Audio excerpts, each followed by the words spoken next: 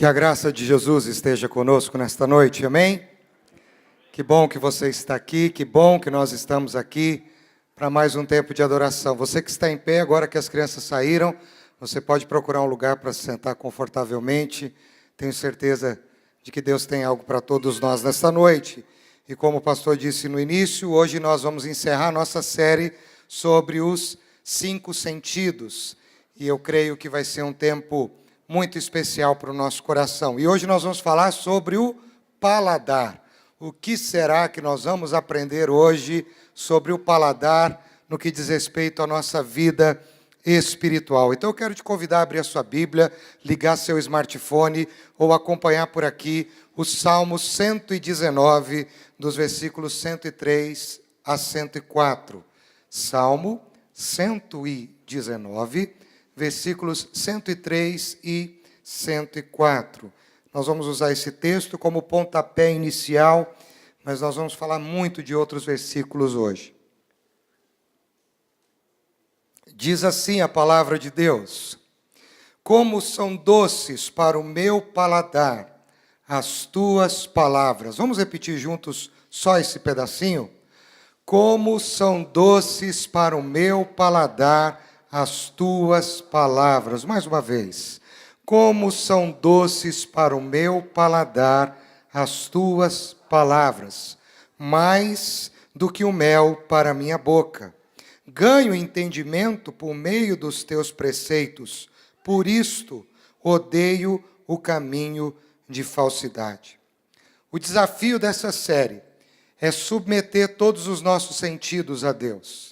Submeter a nossa vida como uma dedicação plena, perfeita, agradável, aceitável a Deus. Já falamos sobre a visão, já falamos sobre o olfato, já falamos sobre a audição, já falamos sobre o tato, e agora nós encerramos os 5 sentidos falando do paladar. E se Deus os fez, Deus tem um propósito para cada um deles na nossa vida, não apenas no que diz respeito ao aspecto físico, orgânico, mas nós somos seres tridimensionais. Eu e você somos crentes 3Ds, ok? Nós somos corpo, alma e espírito, e Deus quer usar você numa visão 3D, tridimensional. Ele quer que o seu corpo, que a sua psique, que o seu entendimento e que o seu espírito por inteiro sejam usados nas mãos dele. Por isso, devemos submeter os nossos sentidos a este Deus vivo e maravilhoso. E eu não poderia fazer uma outra afirmação a não ser essa, que o paladar é uma dádiva de um Deus amoroso. O paladar é uma dádiva de um Deus amoroso. Quando eu pensei, estava orando, buscando direção de Deus, eu entendi que o paladar, assim como todos os demais sentidos, são uma bênção do Deus amoroso. Porque o paladar, ele nos dá a capacidade da gente diferenciar e discernir aquilo que nós vamos ingerir. O paladar nos dá discernimento. Discernimento, ele nos dá o discernimento, por exemplo, sobre o doce. Um doce, assim, aquele pudim de leite condensado, caramelizado. Ah, não, eu já misturei as propagandas aqui. Né? Aquele brigadeiro, né? Ou aquela gelatina da Silvana, com aqueles morangos, aquela vez que eu comi, nunca mais esqueci. Lembra, Silvana? Quem tem ouvidos, ouça o que o Espírito diz à igreja. Então, o doce é uma coisa maravilhosa. Pense no doce que você gosta. O paladar te dá esse discernimento. O paladar também te dá o discernimento do que é amargo, daquilo que você rejeita. Eu lembro quando eu era criança e a gente ficava com dor de barriga. Meu pai, quando eu nasci, meu pai tinha 60 anos. Então, quando eu tinha 10, ele tinha 70. E a medicina do meu pai era rural. Meu pai usava, quando batia, ele usava eucalipto, confrei, arnica, com um monte de coisa, era assim. Mas eu lembro, quando você estava com dor de barriga, ele falava assim: vou amassar um boldo, vou dar um chazinho de boldo para você, meu filho. Aquele chá de boldo, quem já tomou jamais esquecerá. Ou o chá de carqueja. Né? Então, veja bem, o amargo. O paladar nos dá o discernimento do azedo, do limão. Se você pensar agora no limão, com certeza pode ser que você dê uma pequena salivadinha. O paladar nos dá o discernimento do que está estragado. Você coloca, uma vez lá em São Paulo, minha mãe foi cozinheira, né? Minha mãe foi cozinheira profissional, e uma vez nós fomos almoçar num restaurante famoso lá em São Paulo, tinha uma feijoada famosa, estava super lotado, super lotado. A gente ficou esperando, e aí quando a gente chegou para comer, minha mãe entrou, dona Terezinha, paraibana, arretada, e ela falou assim, pode sentar. Ela foi lá dar uma olhada assim no negócio, perguntou para o cara da feijoada e tal. Aí ela pegou, provou, ela falou assim, essa feijoada está estragada. Ele falou, ninguém vai comer. Eu já estava tomando a coca. Falei, mas e a minha coca? Paga a coca e vamos embora. E, de fato, a feijoada estava estragada. O noticiário, depois, a gente acompanhou que teve gente que passou mal, que ingeriu a comida naquele dia, naquele restaurante.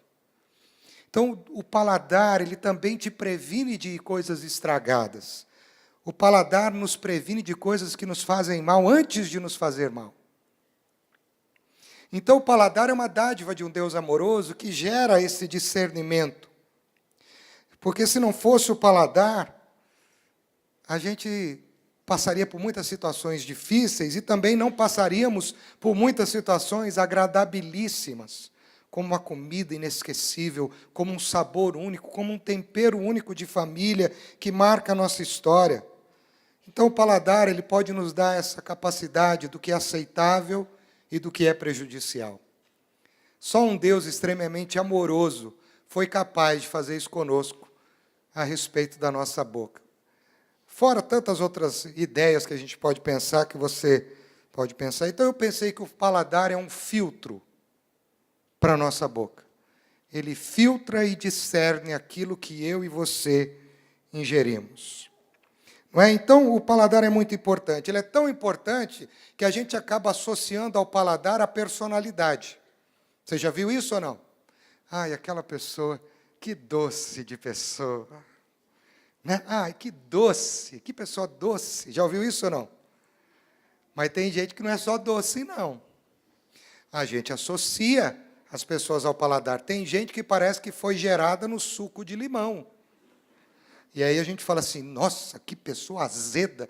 Eu lembro quando eu era jovem, ainda sou, né? Quase 45, quase nos 45, mas eu me lembro quando eu era jovem lá no interior de São Paulo, a gente falava assim, nossa, aquele fulano é azedo. Ou quando a gente estava de mau humor, alguém perguntava assim, o que foi, fulano? Você fala, estou azedo. Vocês já passaram por isso ou não? Já ouviram essa expressão? Ou era lá do interior de São Paulo? Fulano é azedo. Agora, o pior é quando você olha para aquela pessoa carrancuda, fechada, e aí alguém diz assim, que pessoa amarga. Já viram isso ou não? Então, tem gente doce, tem gente azeda, e tem gente amarga. Não adianta, não tem gente insossa. Toda pessoa tem um sabor. E nós acabamos associando os paladares às pessoas. E a gente fala muito sobre isso. Por exemplo, o Salmo fala que existem palavras amargas. Então, o pessoal do Davi vai trabalhar hoje. Salmo 64, versículo 3. Fala de gente que tem palavras amargas. E se a boca fala o que o coração está cheio, o coração da pessoa é amarga. E aqui na minha tradução, no 64:3, diz assim, elas afiam a língua como a espada e apontam, quais flechas? Palavras amargas. Ou ali naquela tradução, palavras envenenadas. O paladar tem um papel importante, eu vou encerrar com isso, na história. E eu estava pesquisando que o paladar tem um papel importante na história, por exemplo, das grandes descobertas, das grandes navegações. Os alunos que estão aí cursando o ensino fundamental na segunda parte, ou o ensino médio, se preparando para o vestibular, têm que se lembrar que houve as rotas, quando Vasco da Gama foi descobrir os caminhos das Índias, eles escolheram uma rota que eles deram o nome da Rota das Especiarias. Vocês se lembram disso ou não? Onde eles descobriram novos sabores nas Índias e trouxeram os sabores para a Europa. E isso gerou uma grande dificuldade política, porque alguns países da Europa, por exemplo, como a Espanha, a França, a Grã-Bretanha, que queriam esses sabores, eles entraram quase em guerra, só para descobrir os sabores. O paladar gerou guerra.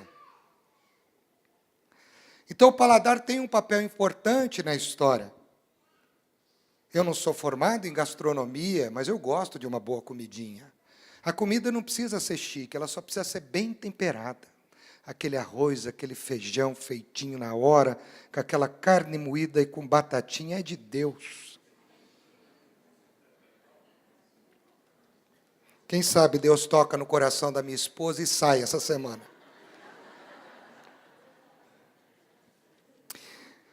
Então, o paladar é muito interessante. Só que também, no ponto de vista espiritual, a Bíblia associa algumas coisas ao paladar e elas são muito interessantes. E a gente pode pensar nisso. E a gente vai tentar descobrir isso aqui. Por exemplo, a Bíblia diz que o mel, que é doce, é associado à atitude do justo. O justo tem a atitude do mel, que é doce, que é suave. Mas também a Bíblia associa o paladar do ímpio ao amargo. E o amargo é aquele que vive em pecado, é aquele que tem as atitudes contrárias do justo. Então, a vereda do justo é como o mel, e a vereda do ímpio ela é amarga, como o fel.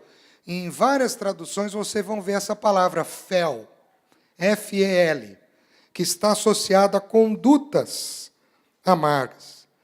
E por isso a gente precisa entender que, em si, os nossos sentidos, eles não têm autoridade para provocar o bem e o mal. Eles não têm vontade própria. Os nossos sentidos são gerenciados pelos proprietários deles. Você é o gerente, a gerente dos seus sentidos. Eu sou o gerente dos meus sentidos. Eles se submetem ao meu comando. Eu nunca vi alguém ter aquela coisa, quase com a boca, agora, meu Deus do céu, de tamanduá, que a boca vai saindo e quer comer, não. Se você não trazer a sua boca, você não vai comer. Se você não direcionar os seus olhos para uma direção, você não vai enxergar. Se você não tocar em alguma coisa por vontade própria, você não vai conseguir tocar. Se você não respirar e buscar o odor, o cheiro, você também não vai sentir. Se a gente não prestar atenção com os ouvidos ou taparmos os nossos ouvidos, nós não vamos ouvir. Então, nós gerenciamos os nossos sentidos. E aí vem a grande questão. A maneira com que nós gerenciamos os nossos sentidos é que vão determinar se eles são bênção ou se eles são maldição nas nossas vidas. Se os nossos sentidos têm sido instrumento de bênção de Deus ou têm sido instrumento de maldição na nossa vida. Por exemplo, o apóstolo Paulo nos exorta em Romanos, capítulo 6, versículo 19, e eu vou falar bastante da carta aos Romanos hoje, um texto maravilhoso, olha que interessante, é uma exortação. Olha o que ele diz, Romanos 6, 19. Ele diz assim, falo isto em termos humanos por causa das suas limitações humanas. Assim como vocês ofereceram os membros dos seus corpos em escravidão à impureza e à maldade que leva à maldade, ofereçam-nos agora em escravidão a justiça que leva à santidade. Ou seja, ofereçam o corpo, os membros que numa outra época da vida de vocês ofereceram para a impureza, para o pecado, que trazia mal para a vida espiritual de vocês, agora vocês têm que fazer o contrário. Vocês têm que usar esses mesmos membros, estes mesmos sentidos do corpo de vocês, com o propósito para a justiça que leva à santidade. Você está comigo? Tudo bem? Está com fome também, né? Mas vamos pensar nesse Deus maravilhoso que nos criou de uma forma perfeita. E eu quero tentar dividir isso em 3 ideias. O que aconteceu com os nossos sentidos que foram criados para ser instrumento de bênção na nossa vida, e hoje nós enfrentamos uma grande luta, porque muitas vezes os nossos sentidos acabam se tornando instrumentos de maldição nas nossas vidas. E aí não há como não nos reportarmos ao Éden, porque é na criação que nós percebemos a perfeição plena, e viu Deus que era bom. Tudo que Deus fez era perfeito, o ser humano era perfeito. O homem e a mulher eram perfeitos, a criação era perfeita. Os sentidos eram perfeitos, os sentidos não eram afetados e tão pouco dirigidos pelo pecado. Toda a expressão do ser humano, antes de Gênesis 3, refletia a harmonia, a integração, a unidade, um relacionamento puro, santo e imaculado com o Criador. Tudo conspirava a favor. Não havia nada de errado, tudo era perfeito. O homem tinha apenas uma fonte de alimento, e o alimento do homem era o próprio Criador. O amor do Criador, as bênçãos do Criador, a obra do Criador, os frutos do Criador. O homem tinha apenas um lugar de descanso, o jardim do Criador. O homem tinha apenas uma fonte auditiva, a voz do Criador. Era tudo lindo, tudo belo, tudo perfeito. Mas chegou um dia, na vida do ser humano, que ele decidiu por vontade própria, porque o sentido não tem vontade própria. O sentido é gerenciado, você tem que guardar isso é muito importante. O homem decidiu por vontade própria deixar de ser alimentado por esta fonte linda, perfeita, e decidiu se alimentar de uma outra fonte. E qual foi o resultado? O resultado foi o pecado, foi o desequilíbrio, foi a desarmonia, a personalidade do homem foi alterada, e a personalidade dele foi tão alterada que ele perdeu a capacidade de gerenciar os seus sentidos para a glória de Deus. E agora ele é inclinado para aquilo que a Bíblia chama de mal, de iniquidade. E a palavra iniquidade vem do hebraico avon. E a palavra avon, quando Isaías diz, porque eu fui concebido na iniquidade, aí de mim aliás, quando o anjo toca na sua boca e diz assim, o seu pecado foi perdoado e a sua iniquidade foi tirada, em Isaías capítulo 6, esta palavra é avon. Sabe o que o anjo está dizendo para Isaías, que é profeta? Ele diz assim, foi tocado o seu ambiente da perversidade. Você é perverso, e com esta brasa, a tua perversidade foi tocada. Então, quando o pecado entrou, nós nos tornamos, por essência, seres perversos, dirigidos por uma personalidade agora caída, distorcida e afetada pelo pecado. E Gênesis capítulo 3, eu quero que, se você tiver uma Bíblia aí, você pode acompanhar, eu vou dizer rapidamente, você vai perceber que o ciclo do pecado de Gênesis 3 tem os 5 sentidos.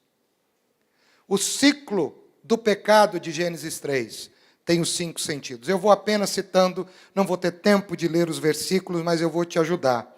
Por exemplo, nos versículos 1 e 2, o primeiro sentido afetado do ser humano é quando ele deixou de ouvir a voz do Criador e começou a dar atenção e dar ouvidos à voz da serpente. O ser humano usou a sua audição e os seus ouvidos se detiveram a escutar atentamente as mentiras que a serpente estava falando. E aí, se a fé vem pelo ouvir, a mulher despertou um interesse pelo ouvir, que ela poderia ser igual a Deus, que ela poderia ter mais poder, e ela, pela audição, ouviu o que a serpente dizia.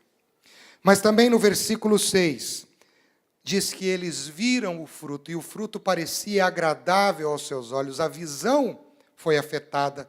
Enquanto a serpente ia falando, os olhos deles, ficaram atentos àquilo que a serpente estava falando, e eles começaram a despertar um desejo, porque os olhos contemplavam o que eles estavam ouvindo, e o desejo foi.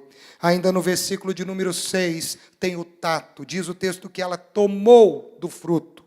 Ela pegou no fruto. Ela tomou do fruto proibido e ela comeu. E depois ela deu para o seu marido, que comeu dele também. Também o olfato, eles viram que aquilo era atraente e desejável. Então eu imagino que até o cheirinho da fruta, que ninguém sabe que fruta é essa até hoje, tem gente que fala que é uma coisa, outra, mas a Bíblia não diz que fruto era esse. Mas talvez o cheirinho da fruta veio às suas narinas, o cheiro do proibido, porque, vamos dizer a verdade, Hoje, nós como crentes, parece que o cheiro do proibido nos atiça. E o inimigo nem precisa te mostrar, ele só joga um cheirinho para você. E aí veio o último paladar. Quando eles comeram, eles sentiram o gosto. E o gosto desta fruta foi a morte. Porque o sabor desta fruta era o sabor da morte, porque o sabor do pecado é a morte. Por isso que o pecado é tão pesado na vida humana. Por isso que o pecado é tão deprimente, e Deus repreende o pecado de uma forma tão veemente, porque o pecado gera morte naqueles seres que Deus criou para a vida. Então o homem submeteu os seus 5 sentidos à influência da serpente, e por causa disso ele se rebelou contra Deus, se sujeitou a esses desejos deturpados, e até hoje, dia 31 de março de 2019, mesmo eu e você, que já entregamos a nossa vida a Cristo, que já o reconhecemos como nosso Senhor e Salvador, enfrentamos lutas terríveis dentro de nós, por causa dessa natureza afetada pelo pecado. É verdade ou não é? E quanto dos nossos desejos nós precisamos repreender, reprimir pelo Espírito, para que eles não nos governem. Por isso a Bíblia vai dizer que a partir de agora o homem é governado pela sua carne, pelos seus sentidos. A carne é o ser do homem, o seu desejo, a sua vontade. Toda vez que a gente vê carne na Bíblia, pense no desejo do homem. Agora um desejo afetado pelo pecado. Romanos capítulo 7, a partir do versículo de número 21, o apóstolo Paulo vai dizer que agora existe uma nova lei que governa o ser humano. A primeira lei da criação foi quebrada e agora existe uma nova lei. Olha só que interessante esse texto. Assim encontro esta lei, quando quero fazer o bem, o mal reside em mim. Porque segundo o homem interior tenho prazer na lei de Deus, mas vejo nos meus membros outra lei, que guerreando contra a lei da minha mente me faz prisioneiro da lei do pecado que está nos meus membros. Miserável homem que sou, quem me livrará do corpo, dos sentidos, da carne, dos desejos desta morte? Porque ele reconhece que estes desejos que conspiram contra a vontade de Deus na sua vida o levam para a morte. Mas não para por aí. A maravilhosa notícia nos é dada no versículo seguinte. Ele não fica na tristeza, ele não fica fora da solução, mas ele diz: diante de tudo isso que conspira dentro de mim, esses desejos afetados de morte, ele diz: mas graças a Deus, por Jesus Cristo nosso Senhor, de modo com a mente, eu próprio sou escravo desta lei, mas com a carne, eu sou a da lei do pecado. Então, mas graças a Deus por Jesus Cristo, que tirou isso, que de novo implantou a lei da liberdade, a lei da salvação, a lei da redenção nos desejos caídos pelo pecado, graças a Deus. Você pode dizer amém para isso? Porque, embora eu e você tenhamos desejos terríveis, graças a Deus, por intermédio de Jesus Cristo, que Ele agora coloca em nós o desejo pelas coisas de Deus. Então, há solução para a minha vida e para a sua vida. E aí ele vai para o capítulo 8 de Romanos, eu gosto muito da carta aos Romanos. E lá no capítulo 8 ele fala sobre essas assombrosas realidades da carne e as maravilhosas realidades de uma vida controlada pelo Espírito. E aí, se você olha, por exemplo, vamos ler também Romanos 8, a partir do versículo 5. Olha só essa luta que ele enfrenta. E ele nos alerta sobre isso. Mas olha que interessante, queridos. Os que vivem segundo a carne se inclinam para as coisas da carne. Lembra, a carne é o meu desejo. Diga comigo, é meu desejo. Carne é meu desejo. Então, os que se inclinam para as coisas da carne, vivem segundo a carne, mas os que vivem segundo o Espírito se inclinam para as coisas do Espírito. Pois a inclinação do desejo é morte, pois não está sujeita à lei de Deus. Lembra da lei que foi quebrada? O homem não obedeceu, entrou outra lei. nem mesmo pode estar. Portanto, os que estão na carne não podem agradar a Deus. Vocês, porém, não estão na carne, mas no Espírito. Se de fato o Espírito de Deus habita em vocês, e se alguém tem o Espírito de Cristo, não tem o Espírito de Cristo, este tal não é dele. Se, porém, Cristo está em vocês, o corpo, na verdade, está morto por causa do pecado, mas o Espírito é vida por causa da justiça. Aleluia! Se em vocês habita o Espírito daquele que ressuscitou Jesus dentre os mortos, este mesmo que ressuscitou Cristo dentre os mortos, vivificará também o corpo mortal de vocês, por meio do seu Espírito que habita em vocês. Então, agora o que Paulo está dizendo, que graças a Deus, por Jesus Cristo, que nos enviou este Espírito, este Consolador, que nós podemos outra vez voltar a nos alimentar da fonte correta. O que ele está querendo dizer isso? Existe a fonte do desejo humano, que mata, mas existe a fonte do Espírito que leva para a vida. E uma das grandes lutas que eu tenho particularmente é tentar discernir e buscar o que é de Deus, o que é para Deus e o que é o meu desejo e que é para a morte. Essa é a nossa grande crise. Por isso nós precisamos, como Paulo diz, que a gente precisa se submeter a esta nova lei, porque o pecado colocou na nossa cabeça uma constituição caída, uma constituição que foi escrita no inferno. E o fim dessa constituição infernal é a sua morte, a sua destruição, a destruição da sua casa, das suas gerações. Mas graças a Deus que por intermédio de Jesus Cristo, através do Consolador, nos deu uma nova lei. A lei do ressuscitado. A lei daqueles que ressuscitarão com Ele e viverão para a glória dEle. Então é isso que o pecado fez com os nossos sentidos. Por isso é tão difícil controlá-los. Amém? Você está comigo? Segunda lição que eu quero deixar com você nesta noite é que Deus nos convoca para uma santificação dos nossos sentidos. Se esses sentidos estão caídos, estão afetados por esta lei, Deus agora te convida, meu irmão, minha irmã, em nome de Jesus, para uma santificação dos seus sentidos. Lembre-se do que Paulo vai dizer em Romanos, capítulo 12, versículos 1 e 2. Texto sobejamente conhecido de todos nós. Romanos, capítulo 12, versículos 1 e 2. Portanto, irmãos, rogo-lhes pelas misericórdias de Deus, que se ofereçam em sacrifício vivo, santo e agradável a Deus, isto é o culto racional de vocês. Não se amoldem aos padrões deste mundo, mas transformem-se pela renovação da sua mente, para que sejam capazes de experimentar e comprovar a boa, agradável e perfeita vontade de Deus. Paulo diz, é possível consagrar os sentidos. É possível santificar os sentidos. É possível mudar o rumo desses desejos com a santificação e com a consagração.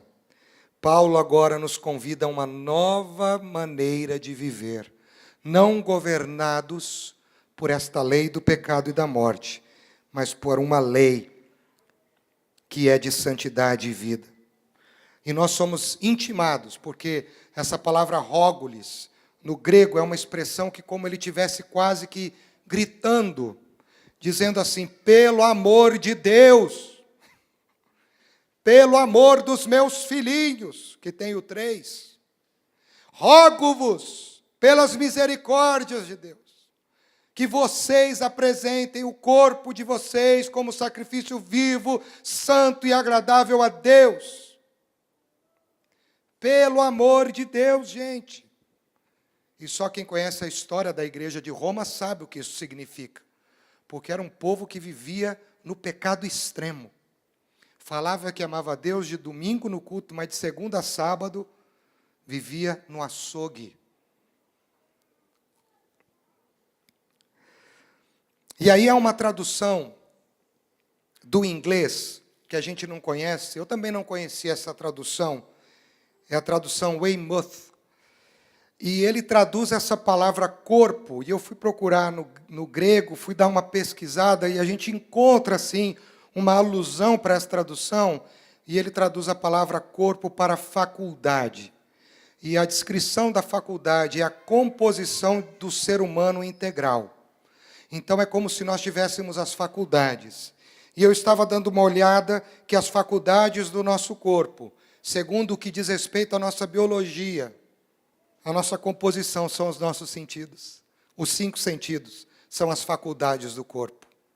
Então a gente poderia dizer: rogo-vos, pois, irmãos, que apresentei as vossas faculdades como sacrifício vivo, santo e agradável a Deus. Ou se você quiser mudar a faculdade, ele diz assim: meus irmãos, eu peço que vocês ofereçam a visão, a audição, o tato, o olfato, o paladar de vocês nas mãos do Senhor, como sacrifício vivo, santo e agradável a Deus. Santificação, querido, inclui todos os seus sentidos. Não dá para ser cristão numa parte dos sentidos. Deus te quer por inteiro. Essa lei de Cristo, através do Espírito, quer governar e santificar todos os nossos sentidos, para a glória dEle. Jesus exige isso de nós, porque Jesus pagou o preço por nós, e eu vou terminar essa mensagem falando sobre o sacrifício de Jesus. Então, o nosso corpo é convocado para ser uma faculdade de várias disciplinas, pelo menos de 5, que vivem para a glória de Deus. Amém? Para você entender bem isso, veja o que 1 Coríntios, capítulo 6, versículo 19, nos diz em diante. Acaso vocês não sabem que o corpo de vocês é santuário do Espírito Santo, que está em vocês e que vocês receberam de Deus e que vocês não pertencem a vocês mesmos? Está confrontando quem gerencia as faculdades. Porque vocês foram comprados por preço. Agora, pois, glorifiquem a Deus no corpo de vocês. Se a gente traduzir corpo por faculdade, glorifiquem a Deus com todos os seus 5 sentidos. E eu ando preocupado, e volto a dizer que esta visão secularista, mundana, de um cristianismo raso, tem feito muitos cristãos lerem a palavra, comerem do pão da ceia, tocarem no altar de Deus, abrirem os seus lábios para falar amor a Jesus, mas tem um cristianismo raso, afetado pelo pecado, e tem desejos que o ímpio tem, que a pessoa que não é governada pelo Espírito Santo tem, em todos os sentidos: desejo de ouvir o que não se deve, desejo de experimentar o que não se deve, desejo de tocar o que não se deve, desejo de cheirar o que não se deve. E eu ando preocupado, porque nós precisamos ser um povo que se santifique integralmente. Só que, como eu disse até agora, é uma luta terrível. E quem está falando de luta é uma pessoa que luta contra isso. Uma das coisas que eu tenho feito, e falo isso para a glória de Deus, a partir de amanhã a gente entra nos últimos 10 dias dessa campanha de oração, que tem sido, na minha vida, transformadora. Mas uma das coisas que eu oro todas as manhãs aqui, além de orar por todas as famílias da igreja, eu oro: Senhor, santifica esse povo, santifica a casa, traz limpeza, tira o que é pecado, o que está escondido, Senhor, que o teu povo abomine o pecado, que o teu povo deseje a Ti desesperadamente, como a corça anseia pelas águas. Porque eu sei, meu irmão, minha irmã, que se a gente viver essa vida, este lugar, este templo, esta cidade não vai comportar o que Deus vai fazer. Mas é santificação total, integral, nos 5 sentidos. E aí, para a gente encerrar, vem o terceiro e talvez para mim o mais difícil ponto dessa mensagem. Mais difícil. Que é olhar para o exemplo de Jesus, que consagrou plenamente os 5 sentidos, por amor a você e a mim. Jesus, para mim, é o maior exemplo de consagração. E ele não se consagrou como Deus, porque se ele fosse Deus, ele não precisava se consagrar, ele já seria consagrado, concorda? Mas ele se consagrou como homem. E como homem, Jesus foi totalmente consagrado. Totalmente. Totalmente consagrado. Porque se ele não fosse totalmente consagrado, o corpo dele não poderia nos purificar também no sacrifício. O corpo dele no madeiro daquela cruz. E nós vamos começar a falar da Páscoa agora em abril. não poderia ser um sacrifício vivo agradável a Deus. Antes da sua morte, Jesus mostrou o que o primeiro Adão não nos mostrou. O primeiro Adão foi tentado no Éden nos seus 5 sentidos. E ele disse sim aos desejos da serpente. Mas no deserto, o segundo Adão, o Filho de Deus, também foi tentado nos seus sentidos. Mas o segundo Adão teve uma nova postura para me mostrar, para mostrar para o Ricardo. Ricardo, é possível. Ele é o teu exemplo. Olha para ele. 40 dias no deserto, extremamente faminto, desidratado, cansado, sozinho.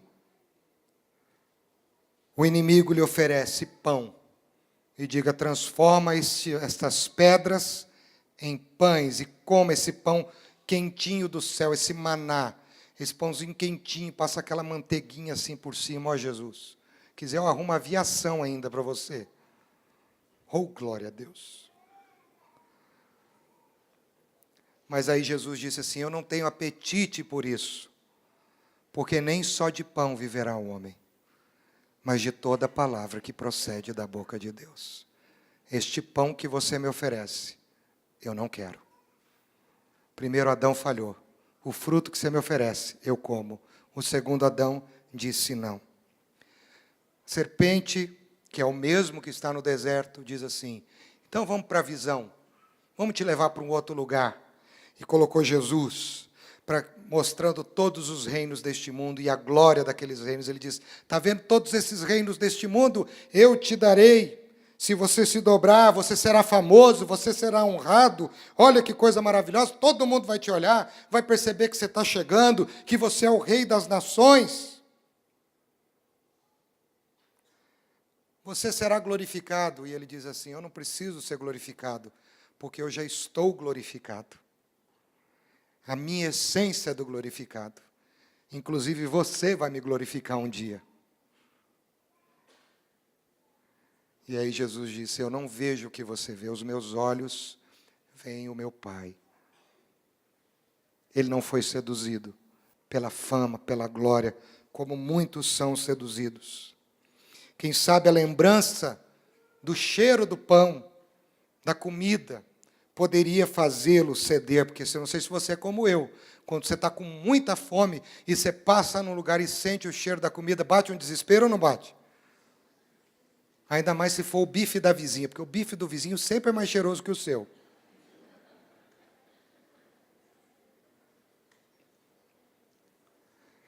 Mas ele não cedeu ao cansaço, ele não se rendeu para se jogar de um abismo para os anjos pegarem e ele darem conforto.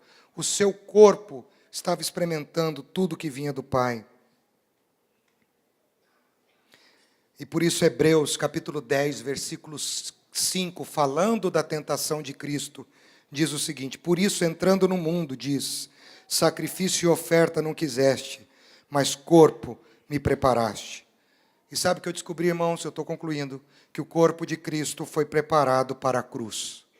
E se os 5 sentidos dele não fossem consagrados a Deus por amor a mim e a você, ele não poderia subir naquela cruz. O corpo de Cristo foi preparado para mim e para você, para a cruz. A sua morte não foi uma coincidência. Tem muita gente que diz que os judeus o mataram, que Jesus foi assassinado. Isso é um erro teológico gravíssimo. Jesus não morreu por coincidência e tampouco Jesus foi assassinado. Você quer uma prova? Gálatas capítulo 1, versículo 4. Ele se entregou a si mesmo por nossos pecados, a fim de nos resgatar desta presente era perversa, segundo a vontade de nosso Deus e Pai. Ele foi assassinado? Não, ele se entregou. Ele quis morrer. Ele desejou a morte, ainda que ela fosse dura e difícil, foi por vontade dele. Ele se deu. E se ele não tivesse preparado nos 5 sentidos, ele não aguentaria a via crucis. E eu já quero te fazer pensar na Páscoa agora, que nós celebraremos a partir do domingo que vem em abril. E domingo que vem é domingo de ceia. Se ele não estivesse com os olhos e os ouvidos no Pai, talvez ele se amarguraria contra os seus algozes, contra os traidores, contra os que o abandonaram. Se os seus ouvidos estivessem abertos para os que estavam xingando e blasfemando, porque xingaram feio, palavrão pesado, ele podia só fazer assim, ó, ele não podia nem falar nada, ele só fazia assim, ó, morria um, morria outro, morria outro, morria outro, morria outro. Podia. Mas ele suportou nos ouvidos e nos olhos toda aquela tristeza, ouvindo acusações, ouvindo injúrias e ouvindo do povo que uma semana antes, quando ele entrou em Jerusalém, dizia: Hosana ao que vem, bendito é o nome do Senhor. E o mesmo povo que disse Hosana na semana seguinte, uma semana, disse: crucifica-o, crucifica-o. Não foi o povo que mandou ele para a cruz, ele foi para a cruz. O povo só referendou o que era desejo dele. E ele foi como ovelha muda perante os seus tosquiadores. Ele se entregou como sacrifício de expiação. Quando ele subiu para o Calvário, não sei se você sabe, mas o Calvário era um lugar de morte. E não tinha só a cruz de Jesus e dos dois assassinos. Quando a gente vê no monte, a gente põe só 3 cruzes, né? Mas o Calvário era o lugar de muitas outras cruzes. Porque eram ali que eram mortos os assassinos cruéis, as pessoas mais terríveis e horrendas. Então, quando ele foi subindo o Calvário, eu imagino que ele foi vendo cadáveres em estado de putrificação, se deteriorando, abutres, sangue, vísceras. E ele foi sentindo aquele cheiro de morte. Ele foi olhando para aquilo, mas ele continuou. Ele continuou. Ele sentiu no seu corpo o toque de um chicote que tinha nas suas pontas pedaços de ossos cortantes. Ele levou no seu corpo chutes e socos e pontapés.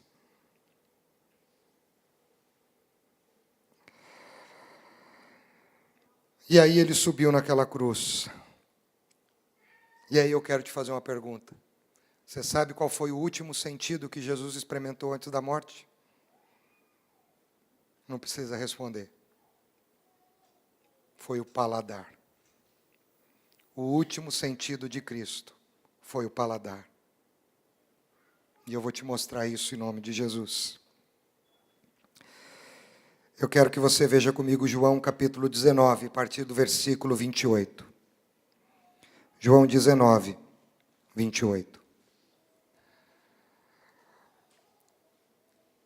Diz assim: depois, vendo Jesus que tudo já estava consumado para que se cumprisse a Escritura, disse: tenho sede. Versículo 28 eu li, desculpa, gente. Mais tarde, sabendo então que tudo estava concluído para que a Escritura se cumprisse, Jesus disse: tenho sede. Pode mudar, eu vou ler ali, que não é a versão que eu tenho. Estava ali uma vasilha cheia de vinagre. Então embeberam uma esponja nela, colocaram a esponja na ponta do caniço de um hisopo e a ergueram até os lábios de Jesus. Pode mudar. Tendo-o provado, Jesus disse: está consumado. Com isso, curvou a cabeça e entregou o Espírito. Você sabe por que os soldados serviram vinagre para ele? Porque soldado não tinha dinheiro para comprar vinho. E soldado tomava vinagre. Então, vinagre era uma bebida que os soldados romanos tomavam. E o vinagre é uma coisa terrível. Já tomou vinagre ou não? Quando você está com sede, você quer tomar o quê? Água. Mas Jesus precisava experimentar o gosto do fel do vinagre, para ele entender que aquele sabor de morte morreria com ele. E quando ele experimentou o fruto, o vinagre, ele botou um fim para aquele que pelo fruto trouxe a morte, e este pelo vinagre trouxe a vida na morte. Você entende isso ou não? Aquele pelo sabor do fruto que estava vivo trouxe a morte, e aquele que estava vivo e tomou o vinagre pela morte trouxe a vida. Ele tomou o vinagre e disse: está consumado. Curvou a sua cabeça e entregou o seu espírito. Que diferença, queridos, do primeiro Adão. Que diferença do homem do Éden, o homem do Calvário. E o homem do Calvário fez tudo isso para dizer para nós: é possível. Você não vai precisar subir numa cruz e nem tampouco tomar um copo de vinagre. Mas Jesus quer que você renuncie coisas que afetam os seus sentidos. Porque o que ele fez com os sentidos dele por você não foi brincadeira, não. Então a gente tem que tomar cuidado com tudo que a gente faz, com tudo que a gente vê, com tudo que a gente ouve, com tudo que a gente toca, com tudo que a gente ingere. Porque Jesus santificou tudo para a glória dele.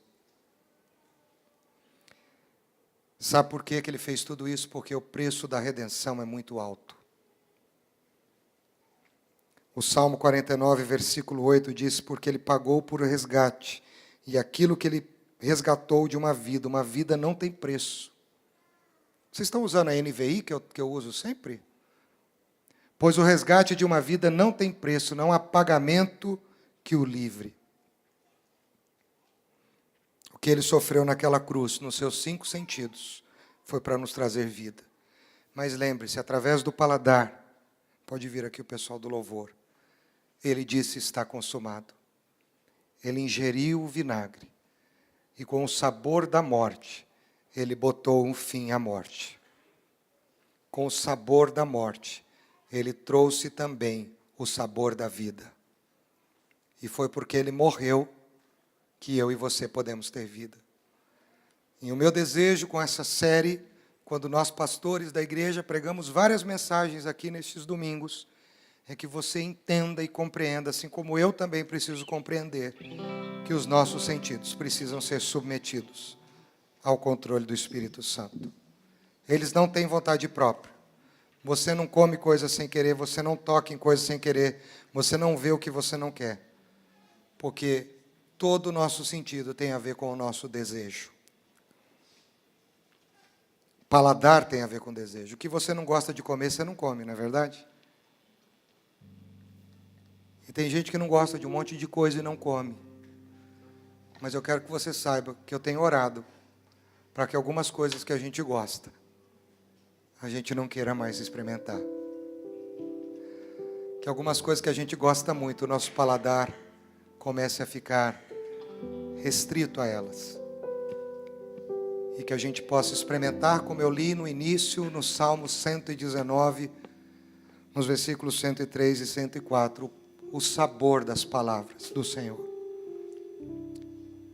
E quando eu tenho pregado, eu já disse isso aqui, quando eu estudo a palavra, quando eu faço a minha devocional, eu chego a salivar de tão bom que é o que está aqui. Mas a impressão que eu tenho, eu conversava com uma pessoa sexta-feira, eu falei assim: rapaz, a gente tem orado, tem buscado a Deus. Falou: Hélio, é verdade, hein? Isso é importante, né? Eu não estou fazendo isso. E aí eu fico imaginando líderes, cristãos, pessoas que estão na igreja, que não querem submeter os seus sentidos a Deus. Eles querem sentir Deus, mas não querem submeter os seus sentidos a Deus. Nós somos uma geração de sensitivos. Quer sentir a bênção, quer sentir o milagre, quer sentir o bem-estar, quer sentir o friozinho gostosinho, mas a gente não quer submeter os nossos sentidos a Deus. Rogo-vos, pois, irmãos, pelas misericórdias de Deus, que apresentei as vossas faculdades, vossa visão, vosso olfato, vosso tato, vosso paladar, falei os 5? A vossa audição, ao Senhor como sacrifício vivo, santo e agradável. Hoje é dia da gente fazer essa oração. Como eu disse, o Cristo foi para a cruz. Você não precisa ir para a cruz, mas você pode hoje matar o que está te tirando de Deus. O segundo Adão venceu. Vamos olhar para o exemplo dele. Submeta os teus sentidos a ele. Enquanto os nossos irmãos cantarem, eu quero orar pela igreja, quero orar por mim. E se você entende que precisa de santificação e consagração e de reavaliação, e quem sabe hoje o Espírito Santo está tocando no seu coração sobre os seus desejos sensoriais, eu quero que você diga: Senhor, hoje eu quero botar um fim nisso, e eu quero sentir prazer só em Ti. Meu irmão, o sabor do pecado é bom. Se o pecado fosse ruim, não seria bom. É bom demais. Só que o salário do pecado é a morte. O sabor de Jesus, servir a Jesus, pode ser amargo demais, mas o salário disso é a vida eterna. Então, se você hoje está se entregando a alguns prazeres do pecado, eu quero dizer para você que o resultado disso é a morte. É muito bom, mas o salário é a morte. Eu quero dizer uma coisa: o diabo vai cobrar. Vai cobrar. Mas servir a Deus é amargo, é doloroso, é difícil, exige renúncia, mas o salário disso é a vida eterna. Então, enquanto eles cantarem, se você quiser, você pode ficar em pé no seu lugar, porque nós vamos orar juntos aqui, clamando por uma mudança nos nossos sentidos para a glória de Deus. Amém? O Espírito de Deus está aqui. Pode ficar em pé no seu lugar se você quiser. Operando em nossos corações, trazendo sua vida e poder, ministrando sua graça e os feridos de alma são curados, os cativos e oprimidos livres são, os enfermos e doentes são sarados, pois o Espírito de Deus está aqui. Senhor Jesus, O Espírito de Deus está aqui, operando em nossos corações, trazendo sua vida e poder, ministrando sua graça e amor. Os feridos de alma são curados, os cativos oprimidos livres são, os enfermos e doentes são sarados, pois o Espírito de Deus está aqui. Pai, eu estou aqui, como tenho estado nesses 59 dias, com muito temor, Senhor, de joelhos por estas vidas. E a nossa oração todos os dias tem sido: Pai, abençoa cada homem, cada mulher, cada marido, cada esposa, cada pai, cada mãe, cada filho, cada filha, cada criança, cada pré-adolescente, adolescente, jovem, jovem adulto, adultos, idosos. Todos os dias nós temos orado, Senhor. E a minha oração hoje é a mesma, pedindo que o Senhor nos cure, nos livre desta lei e deste desejo terrível que nos leva a fazer coisas que não devemos fazer. Ó Deus, tira da nossa boca o prazer daquilo que o Senhor odeia, daquilo que o Senhor abomina. Tira dos nossos ouvidos aquilo que o Senhor não quer que a gente escute, que a gente tenha desprazer em ouvir, Senhor, o que não edifica, não cura, não transforma. Ó Deus, que os nossos olhos não sejam inclinados para o mal, mas às vezes o mal, Senhor, é aquilo que nos rouba o tempo, uma tela, é aquilo que nos conduz à promiscuidade, uma visão inadequada, um desejo inadequado.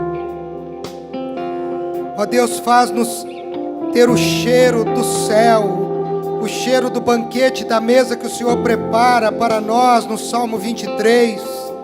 Que o odor do banquete das bodas do Cordeiro esteja sobre as nossas narinas, Senhor.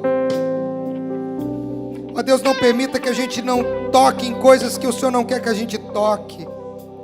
Quantas coisas as nossas mãos pegam, Senhor, que o Senhor não gostaria que a gente pegasse. Quantos pais tocam em coisas que entristecem os seus filhos, e muitos filhos não falam nada, mas se entristecem. Os excessos, Senhor, as coisas inadequadas que nós tocamos, tira da nossa vida, Pai. Ó Deus, em nome de Jesus, transforma, Senhor, o nosso gosto. E eu quero orar mesmo, Senhor, e eu espero que esta oração seja ouvida com toda a humildade. Mas aquilo que traz prazer hoje ao nosso paladar, se não é do Senhor, se não edifica, que isso tenha gosto amargo, que a gente se sinta mal, que a gente passe mal, para que a gente possa romper. Porque tem coisas, Senhor, que são prazerosas, mas o salário é a morte. Mas a gente quer viver, Senhor, com pão sem fermento, com as ervas amargas que conduzem à libertação eterna. Faz desta igreja uma igreja que se submete a Ti, nos seus 5 sentidos, para a Tua glória. Queremos Te ver, queremos que os nossos olhos Te vejam, queremos ter uma visão do céu, das coisas do céu, pensar no céu mais do que na terra. Traz santidade, santificação, cura, pureza, transformação nessas vidas, nessas casas, na minha vida, na minha casa, nesta igreja, nos líderes, nos pastores, na nossa vida. Traga, Senhor, em nome de Jesus, em nome de Jesus. Aleluia. Vamos cantar só esse coro uma vez. Vejo o Senhor, vejo o Senhor,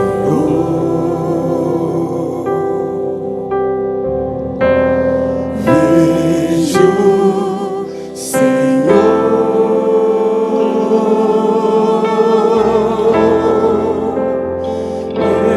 exaltado na adoração do povo dessa terra.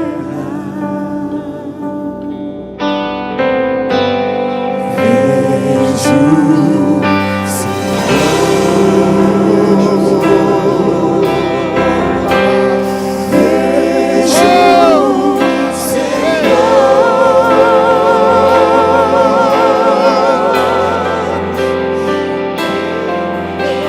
meus olhos viram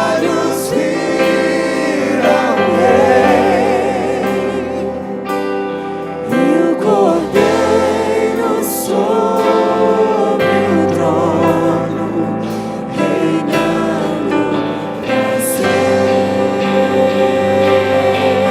meus olhos viram o Rei. Meus olhos viram e o Cordeiro sobre o trono, reinando pra sempre. Para sempre. Reinando pra sempre.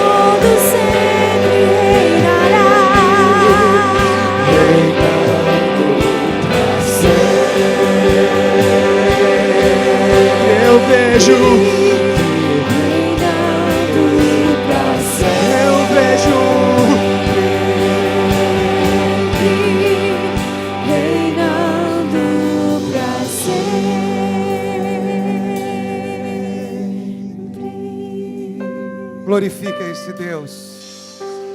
Bendiga esse Jesus.